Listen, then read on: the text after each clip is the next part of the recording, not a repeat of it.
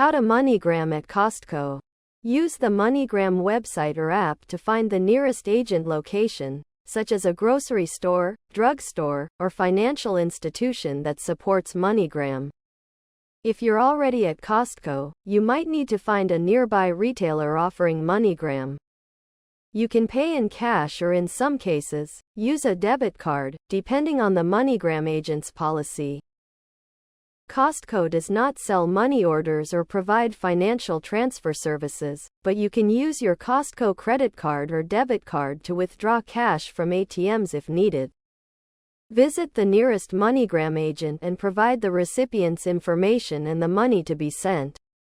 Keep the receipt with the transaction reference number. Though Costco does not directly offer Moneygram, you can still complete a transaction by using nearby Moneygram locations or ATMs for cash withdrawals. Thanks for watching.